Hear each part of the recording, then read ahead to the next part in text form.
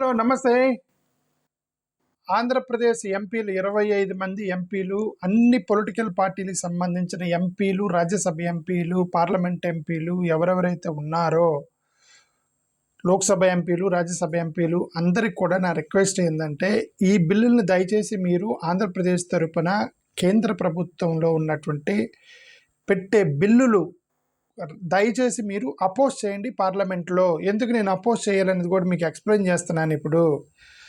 ఎందుకంటే ఆంధ్రప్రదేశ్లో ఏదైనా అన్యాయం జరిగితే ఎలాగో మనం అక్కడ లేపుతాం. ఆ ఫార్మర్స్కి ఇప్పుడు వైఎస్ఆర్సీపీకి సంబంధించిన వాళ్ళు ఫార్మర్స్కి సంబంధించిన ఇష్యూ లేపుతా ఉన్నారు, మంచిది. అది ఆంధ్రప్రదేశ్కి సంబంధించి టీడీపీ వాళ్ళు ఎలా లేపలేదు, వాళ్ళ గవర్నమెంట్ కాబట్టి. టీడీపీ వాళ్ళు ఎలాగో వాళ్ళ గవర్నమెంట్కి వ్యతిరేకంగా మాట్లాడరు. వైఎస్ఆర్సీపీకి ఉంది కొద్దిమంది ఎంపీలు, 4, 10 మంది, 15 మంది ఎంపీలు. వాళ్ళు పెద్ద ఎఫెక్ట్ చేయించలేరు ఇప్పుడు, ఎందుకంటే అది వన్ సైడెడ్ మెజారిటీ వచ్చేసింది ఎన్డీఏకి. బట్ అయినా సరే టీడీపీ వాళ్ళు మీరు కూడా మేము ఇక్కడ డిమాండ్ చేస్తున్నాము, టీడీపీ, జనసేన, బీజేపీ వాళ్ళు కూడా ఆంధ్రప్రదేశ్ని దృష్టిలో పెట్టుకొని ఈ బిల్లుని మీరు వాళ్ళతో మీరు టైప్లో ఉన్నప్పటికీ కూడా మీరు ఆ బిల్లుని మీరు వ్యతిరేకించండి.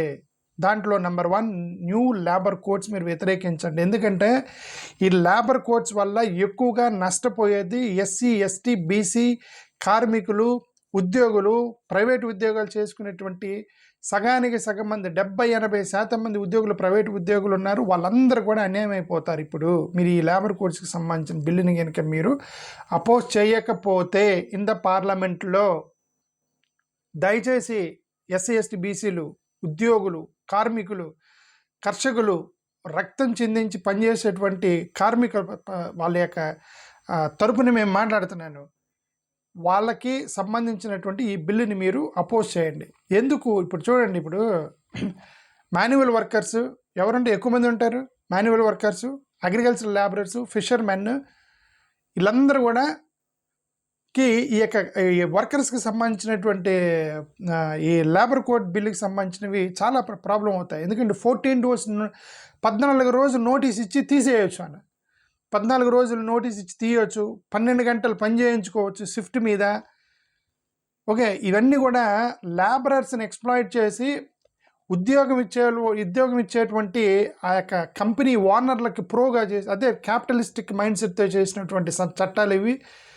గతంలో కనుక క్యాపిటలిస్టుల మైండ్ సెట్ అంటే కార్మికుల్ని స్లేవల్గా, ఒక బానిసలుగా చూసేదనో, వాళ్ళు వ్యాపారాలు చేసేవాళ్ళు, ఆ చట్టాలు చేశారనమాట ఇవి. గవర్నమెంట్స్, ఎంప్లాయీసు, యూనియన్స్, వీళ్ళందరూ కూడా మీరు దీని మీద మీరు దయచేసి మీరు అపోజ్ చేయండి. ఇప్పుడు చూడండి, ఇప్పుడు జాబ్ సెక్యూరిటీని ఈ న్యూ లేబర్ కోడ్లో వాళ్ళు పెట్టిన జాబ్ సెక్యూరిటీని అంతా అండర్మైన్ చేసి ఎక్స్ప్లాయిటేషన్ చేశారంటే 14 రోజులు మీరు జస్ట్ 14 రోజుల్లో మీకు నోటీస్ ఇచ్చి మీరు అక్కడి నుంచి ఉద్యోగం నుంచి తీసేయచ్చు అనే బిల్లు పెట్టారండి. 14 రోజులండి. 14 రోజులు. ఇంతకుముందు గతంలో 2 నెలలు నోటీస్ ఇచ్చి తీసేయాలనేది కదా. 14 రోజులు నోటీస్ ఇచ్చి మిమ్మల్ని తీసేయచ్చు అన్నారు. ఫిక్స్డ్ టర్మ్ కాంట్రాక్ట్స్ పెట్టారు. ఫిక్స్డ్ టర్మ్ కాంట్రాక్ట్స్ అంటే పర్మనెంట్ ఉద్యోగాలు ఇక ఉండవు, మీకు ఫిక్స్డ్ టర్మ్ కాంట్రాక్ట్స్ మాత్రమే. అంటే అన్ని ఉద్యోగాలకు కాంట్రాక్ట్ బేస్ వెళ్ళిపోతున్నాయి. మీకు 2 సంవత్సరాలు ఫిక్స్డ్ టర్మ్, 2 సంవత్సరాలు నా ఇష్టం ఉంటే ఉంచుతా, లేకపోతే తీసి నొక్కుతా నిన్ను అనేటువంటి చట్టాలు చేశారు. ఈ యొక్క లేబర్ కోడ్లు అలాంటివి వచ్చినాయి. పర్మనెంట్ జాబ్స్ అనేవి ఇక ఎలిమినేట్ చేసేస్తారు భారతదేశంలో. పర్మనెంట్ జాబ్ మీకు మిమ్మల్ని ఎప్పుడు కూడా ఇన్సెక్యూరిటీలో పెట్టి, ఆ ఇన్సెక్యూరిటీలో ఉంచి మిమ్మల్ని హెరాస్ చేయడానికి ట్రై చేస్తారు. అది న్యూ లేబర్ కోడ్స్ పెట్టినటువంటి కొన్ని ఇవి. ఎక్స్టెండెడ్ వర్క్ అవర్స్ పెట్టారు. జీతాలు పెంచకుండా ఎక్కువ పని చేయించుకోవచ్చు, 8 గంటలని 12 గంటల దాకా, 10 గంటల దాకా అని ఆ యొక్క వాటిని పెంచారు. వర్క్ అవర్స్ని పెంచారు, జీతాలు పెంచకుండా. ఇది చాలా అన్యాయమైనటువంటి ఇక లేబర్ కోడ్స్కి సంబంధించినవి అని నేనైతే అనుకుంటున్నాను. ఓకే, కాబట్టి దయచేసి మీరు ఆంధ్రప్రదేశ్ ఎంపీలు మొత్తం ఈ యొక్క కార్మికుల తరపున, ఎస్సీ, ఎస్టీ, బీసీలకి సంబంధించినటువంటి ఈ యొక్క పేదల తరపున, ప్రైవేటు ఉద్యోగాల్లో ప్రైవేటు ఉద్యోగాల్లో ఉద్యోగాలు చేసుకునేటువంటి ప్రైవేటు ఉద్యోగుల తరపున మీరు దయచేసి మీరు ఈ బిల్లుని మీరు దాన్ని వ్యతిరేకించండి పార్లమెంట్లో. ఓకే, యూనియన్ రికగ్నిషన్ 51%కి పెంచారు. 51% ఏమంటారు, 51% ఏదో ఉంది దానికి సంబంధించి ఆ యూనియన్ రికగ్నిషన్ అనేది. అంటే యూనియన్స్ను కూడా తొక్కిపడేస్తున్నారు అనమాట. ఇక కార్మికులు యూనియన్స్, కర్షకులు ఇవన్నీ కూడా ఆల్మోస్ట్ లేపేస్తారు. ఇవన్నీ కరెక్ట్ కాదు. ఇది లేబర్ కోడ్ బిల్స్ మాత్రం కరెక్ట్ కాదని నాకు అనిపిస్తుంది. ఓకే, చూడండి ఇవన్నీ పెట్టారు state level.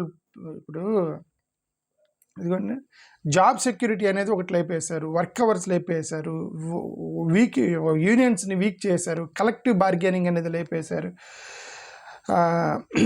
Informal workers fails informal workers and disproportionately marginalized గ్రూప్స్ని, అంటే ఇప్పుడు ఎస్సీ ఎస్టీ ఉమెన్ మైగ్రెంట్స్ ఉంటారు కొంతమంది, వీళ్ళందరూ కూడా ఎక్కువ మంది ఇన్ఫార్మల్ లేబర్లో ఉన్నారు. ఇన్ఫార్మల్ లేబర్ అంటే వాళ్ళకేమి అపాయింట్మెంట్ ఆర్డర్లు ఉండవు. ఈ అపాయింట్మెంట్ ఆర్డర్ లేనట్టు వాళ్ళకు ఒక సిగ్గా, వాళ్ళకు కూడా కొన్ని చట్టాలు ఉన్నాయి, వాళ్ళకి చట్టాలు చేయాలి. ఆ చట్టాలు చేయడం కలెక్టివ్గా వచ్చి డిస్కషన్ చేసి స్టేక్ హోల్డర్స్తో డిస్కషన్ చేసి ఇట్లా లేబర్ కోడ్స్ పెట్టాలి. ఇట్లా మొత్తం కూడా కంపెనీ ఓనర్లకి సపోర్ట్గా, అంటే డబ్బులున్నటువంటి వ్యాపారస్తులకు సపోర్ట్గా పెట్టినటువంటి లేబర్ కోడ్ బిల్స్ ఇవన్నీ కరెక్ట్ కాదని నాకైతే ఈ బిల్లుని చూసి నాకు అర్థమవుతుంది. మరి ఆంధ్రప్రదేశ్లో లేరా? ఆంధ్రప్రదేశ్లో ఇట్లా ప్రైవేట్ ఉద్యోగాలు చేసి మీ రెండు సంవత్సరాలకు ఒకసారి కాంట్రాక్ట్ తీసుకొని కాంట్రాక్ట్ బేస్గా మీరు నానా కష్టాలు పడదాం అనుకుంటున్నారు అంటే ఆంధ్రప్రదేశ్లో వాళ్ళు మీకు వద్దా ఇవన్నీ? మీరు అపోజ్ చేయరా ఇవన్నీ పార్లమెంట్లో? ఎక్కడున్నారండి ఆంధ్రప్రదేశ్ జనాభా? ఏందండి మీరు? నాకైతే అర్థం కాదు. ఆంధ్రప్రదేశ్ ప్రజలేంటో మీరేందో నాకైతే అర్థం కాదు. హైయర్ ఎడ్యుకేషన్ కమిషన్ బిల్లు అని ఒకటి పెడుతున్నారు, 2025 higher education commission bill, UGC. Okay, బాడీస్ని రీప్లేస్ చేసే విధంగా చూడండి, యూనివర్సిటీ యొక్క అటానమీని ప్రమోట్ చేస్తున్నారండి. Please oppose higher education commission of India bill 2025 in the parliament. రేపొద్దున ఇప్పుడు వీళ్ళు రాగానే వీళ్ళకి కావాల్సినటువంటి వైస్ ఛాన్సలర్, ఇప్పుడు మన లోకేష్ రాగానే మొత్తం జగన్ గారు పెట్టిన వైస్ ఛాన్సలర్స్ మొత్తం తీసేసి ఆయన కావాల్సినటువంటి వైస్ ఛాన్సలర్స్ మార్చాడు అని చెప్పి ఒక ఆరోపణ వచ్చింది లోకేష్ గారి మీద. జగన్ గారు రాగానే ఆయన కావాల్సిన వైస్ ఛాన్సలర్స్ని వేసుకుంటాడు బిల్లులో. ఓకే, వేసుకుంటాడు. ఈ commission, hire education commission of India bill పెడితే ఇక ముఖ్యమంత్రులు మీకు కావాల్సిన వైస్ ఛాన్సలర్ని, ఈ పార్టీలు ఇదంతా నథింగ్ డూయింగ్, మొత్తం కూడా కేంద్ర ప్రభుత్వం ఆధీనంలోకి వెళ్ళిపోతాయి. ఇక మీ ఇష్టం. మీరు హైయర్ ఎడ్యుకేషన్ కమిషన్ బిల్ పెట్టబోతున్నారు. ఇప్పుడు ఒకవేళ అది పెడుతున్నారా లేదా నాకు పెడితే మాత్రం మీరు అపోజ్ చేయండి దాన్ని. నేషనల్ హైవేస్ అమెండ్మెంట్ బిల్ 2025 కూడా పెట్టే అవకాశం ఉంది. ఈ నేషనల్ హైవే పేరుతోటి పక్కన ఉన్నటువంటి ఏమంటే రీహాబిలిటేషన్ నామ్స్ని, ఎన్విరాన్మెంటల్ మొత్తాన్ని కూడా డ్యామేజ్ చేసి పెట్టేసి పక్కన ల్యాండ్ పూలింగ్ పేరుతోటి వాళ్ళకి కావాల్సినట్టు రూరల్ పూర్ పీపుల్ భూమిలో మొత్తం లాగేస్తారు. ఓకే, అంటే గతంలో వేయాలి 100% హైవేలు వేయాలి, డెవలప్మెంట్ చేయాలి. కానీ కొన్ని చట్టాలు ఉన్నాయి, వాళ్ళు పర్మిషన్ తీసుకుని వాళ్ళు కంపెన్సేషన్ ఇచ్చి వాళ్ళకి లైవ్లీహుడ్ అయితే, అదే నేను పెట్టాను కదా, అనకాపల్లిలో ఒక ఆమె ల్యాబ్ ఎత్తేసారని చెప్పి. ఆ ల్యాబ్ ఎత్తేసారంటే ఆమెకు లైవ్లీహుడ్ ఇచ్చిన తర్వాత, ఎందుకంటే ఖాళీ ల్యాండ్ని పీక్కోవచ్చు బట్ జీవనాధారాన్ని పీక్కోకూడదు. ఈ యొక్క హైవే ఎక్స్టెన్షన్ జరిగినప్పుడు ఆ పక్కన ఉన్నటువంటి ఎస్సీ ఎస్టీ కాలనీలకు సంబంధించిన భూములు కూడా ఉంటాయి. ఏదో చిన్న టీ కొట్టు ఏదో పెట్టుకొని ఉంటాడు, ఆడికి నువ్వు డబ్బులు ఇచ్చి వేరే చోట టీ కొట్టుని మార్చి అప్పుడు తీసుకోవాలి, టక్కని పీక్కోకూడదు. ఇవన్నీ చట్టాలు కూడా మార్చేసుకుంటూ పోయారు. మైనారిటీస్ రైట్స్ యాక్ట్ ఇవన్నీ కూడా డైల్యూషన్ అయిపోతాయి. మైనారిటీకి స్పెషల్ యాక్ట్స్ ఉంటాయి, వాటిని కూడా డైల్యూట్ అయిపోతాయి. కాబట్టి ఈ యొక్క హైవేస్ అమెండ్మెంట్ యాక్ట్ని మీరు క్షుణ్ణంగా స్టడీ చేసి అప్పుడు మీరు యాక్సెప్ట్ చేయండి, అపోజ్ చేయండి. ఫస్ట్ ఆఫ్ ఆల్ ఇదంతా కూడా కార్పొరేట్స్కి సంబంధించినటువంటి వాళ్ళకి అనుకూలంగా పెట్టారు. ఇది చూడండి, కార్పొరేట్ లాస్ బిల్ 2025 పెట్టవచ్చు. ఇప్పుడు రేపు పార్లమెంట్లో కార్పొరేట్ లాస్ 2025 పెట్టవచ్చు. ఇది ఎల్ఎల్పి యాక్ట్ 2008ని వాళ్ళు దాన్ని ఏదో ఈజ్ ఆఫ్ డూయింగ్ బిజినెస్ పేరుతోటి కొన్ని రిలాక్సేషన్ చేస్తున్నారు. Okay, is of doing business చేయడం కరెక్టే, ఈజ్ ఆఫ్ డూయింగ్ బిజినెస్తో పాటు ఆ యొక్క కంపెనీ, ఇప్పుడు ప్రతి కంపెనీలు కూడా అర్రే వాళ్ళు కష్టపడుతున్నారు, వాళ్ళకి మనం ఫెసిలిటీస్ ఇద్దాం, నామ్స్ తీసేద్దాము అని చెప్తున్నారు. కానీ ఏమన్నా ఒక్కరైనా సిఎస్ఆర్కి సంబంధించిన నామ్స్ ఫాలో అవుతున్నారా లేదని కంపెనీల మీద ఇప్పుడు అడిగారా? CSR norms, corporate social responsibility అని వాళ్ళ యొక్క వచ్చిన ప్రాఫిట్స్లో 2-3% పేదలకు ఇవ్వాలని చెప్పి చట్టం ఉంది. వాళ్ళందరూ ఒక పెద్ద కంపెనీ పడింది అనుకోండి, అక్కడ ఆ కంపెనీలు వచ్చిన లాభాల్లో కనీసం ఒక 5%, 10% నియర్ బై గ్రామాల్లో వాటర్ కట్టడము, కార్పొరేట్ సోషల్ రెస్పాన్సిబిలిటీ ఒక్క కంపెనీ చేయదు. వేల కోట్ల రూపాయలు సంపాదించడమే తప్ప పేదలకు ఇవ్వటం లేదు. కాబట్టి ఈ యొక్క కార్పొరేట్ లాస్ బిల్లుని నేను మొత్తం అపోజ్ చేయమంటల్లా, మీరు అక్కడ చర్చించండి. ఆంధ్రప్రదేశ్లోకి వెళ్ళి నుంచి పార్లమెంట్లో సభ్యులు మీరు దయచేసి కార్పొరేట్ లాస్ బిల్ని కూడా మీరు అక్కడ చర్చించండి. దాంట్లో ఉన్న నష్టాలను మీరు చెప్పండి. దయచేసి ఇన్సూరెన్స్ లా బిల్ 2025 పెట్టవచ్చు.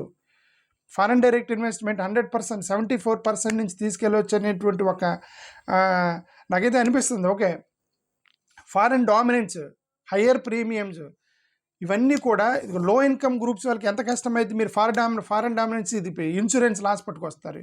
ఈ ఎల్ఐసిని వీటిని కూడా స్లోగా, అదే చెప్పారు కదా మొన్న అదానికి 33,000 కోట్ల రూపాయలు అదానీ కంపెనీలు ఇన్వెస్ట్మెంట్ చేయించారు ఎల్ఐసితో అని చెప్పేసి.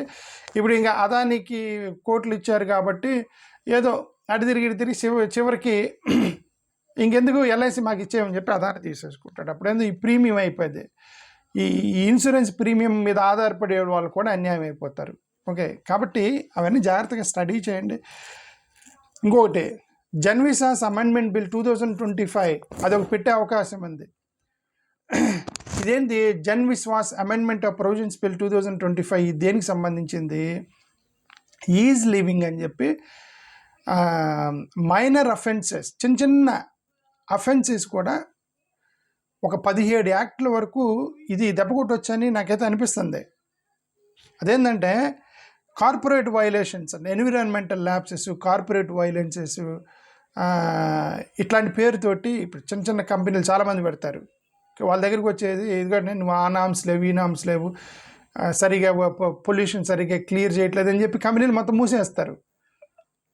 మూసేసి పెద్ద కంపెనీలు బతికించాలని చిన్న చేపలు మొత్తం చంపేసి పెద్ద కంపెనీలు అని వాటన్నిటికీ సహాయపడతాయి. దయచేసి మీరు అపోజ్ చేయండి, ఈ బిల్లుని చర్చించండి, డిస్కస్ చేయండి పార్లమెంట్లో. ఆంధ్రప్రదేశ్కి సంబంధించిన ఎంపీలు మొత్తం ఇన్సాల్వెన్సీ బ్యాంక్రప్సీ కోడ్ బిల్ 2025 పెట్టే అవకాశం ఉంది. Insolvency bankruptcy code amendment bill పెట్టే అవకాశం ఉంది పార్లమెంట్లో. దీనివల్ల క్రెడిటార్స్, కార్పొరేటర్స్కి, ఇప్పుడు వర్కర్స్కి డబ్బులు ఇవ్వాలి. ఇన్సాల్వెన్సీ బ్యాంక్రప్సీ కోడ్ బిల్ అని పెట్టి కార్పొరేటర్లు ఏదైనా మా దగ్గర డబ్బులు లేవండి, మేము దివాలా తీసేస్తున్నాము అని చెప్పేసి వాళ్ళని క్షమాభిక్ష పెట్టే విధంగా బిల్లు పెట్టబోతున్నారు. అంటే అర్థం ఏంటి, ఎవరో ఒక 5,000 కోట్ల రూపాయలు స్కామ్ చేసి లేదంటే నష్టం వచ్చేసింది, ఇంక నేను ఇన్సాల్వెన్సీ దివాలా తీసాను అని చెప్పేసి వాళ్ళని వదిలేస్తారు. దివాలా తీసేసాడని వాళ్ళని వదిలేస్తే ఏంటి, ఒక కంపెనీకి దివాలా తీసింది దానికి వదిలేస్తే అంటే అర్థం అప్పటి వరకు 5 సంవత్సరాలు 10 సంవత్సరాలు ఆ కంపెనీలో పనిచేసిన ఉద్యోగులకు జీతాలు ఎవడు ఇవ్వాలి? ఒక కంపెనీ పెట్టాడు, 50,000 మంది ఉద్యోగాలు ఇచ్చాడు, వాళ్ళు ఎవడికి జీతాలు ఇవ్వలేదు. సడన్గా బ్యాంకుకి కోర్టుకి వెళ్ళాడు, నేను దివాలా తీసాను, నా దగ్గర డబ్బులు లేవని. ఈ 5 సంవత్సరాలు పనిచేసిన వాడికి ఉద్యోగాలు ఎవడు ఇవ్వాలి, జీతం ఎవడు ఇవ్వాలి? గవర్నమెంట్ ఇచ్చిందా? Insolvency bankruptcy code bill. So ఇది అన్నీ కూడా కార్పొరేటర్లకు అనుకూలంగా తీసుకుంటున్నటువంటి బిల్లులు. ఇవన్నీ కూడా దయచేసి ఇవన్నీ మీరు అపోజ్ చేయండి. ఇది ఉద్యోగస్తులు, ప్రైవేట్ ఉద్యోగులు, ఎస్సీ ఎస్టీలు, బీసీలు, చిన్న వ్యాపారం చేసుకునేటువంటి వాళ్ళు, మార్జినలైజ్డ్ సొసైటీ మొత్తాన్ని బుల్డోజర్ తొక్కిపడేసినట్టు తొక్కేసి కార్పొరేట్ వ్యవస్థని పెంచి పోషించడానికి తీసుకొచ్చే బిల్లులుగా నేనైతే భావిస్తున్నాను ఇవన్నీ కూడా. Okay, constitution final bill, constitution 131st amendment bill ఒకవేళ పెడతారో లేదు తెలియదు. కాన్స్టిట్యూషన్ అమెండ్మెంట్ బిల్ 2025 చండీగఢ్ని కేంద్రపాలిత ప్రాంతంగా చేయబోతున్నారండి. చండీగఢ్ని కేంద్రపాలిత ప్రాంతంగా చేయబోతున్నారంటే అక్కడ ఆ యొక్క నగరాలు, మేజర్ నగరాలను మొత్తాన్ని కూడా కేంద్రం యొక్క ఆధీనంలోకి తీసుకోవడానికి ప్రయత్నం చేస్తున్నారేమన్నా అనుమానం. ఇవన్నిటిని కూడా మీరు చాలా జాగ్రత్తగా మీరు అపోజ్ చేయాలి. ఎన్ని బిల్లులు అపోజ్ చేయాలి. ఇప్పుడు రాష్ట్రంలో సంబంధించి ఎలాగ అపోజ్ చేస్తారు? అదే ఫార్మర్స్కి అన్యాయం జరిగింది. ఇప్పుడు కొన్ని మనం అసెంబ్లీలో చర్చించాలి. అసెంబ్లీలో ఏం చర్చించాలి? ఇది ఇట్లాంటిది మనకు సంబంధించిన ఫార్మర్స్కి సంబంధించిన ఇక్కడ నష్టం వచ్చింది, ఇవన్నీ కూడా లోకల్ సమస్యలు అసెంబ్లీలో చర్చించాలి. నేషనల్కి వెళ్ళినప్పుడు ఇది ఎట్లా అంటే labour codes amendment bill, UGC bill, national highway bill, ఇవన్నీ కూడా ఏంటంటే మన ఆంధ్రప్రదేశ్కి కూడా ఎఫెక్ట్ కొడతాయి. ఇవన్నీ వీటన్నిటిని మనం పార్లమెంట్లో చర్చించాలి.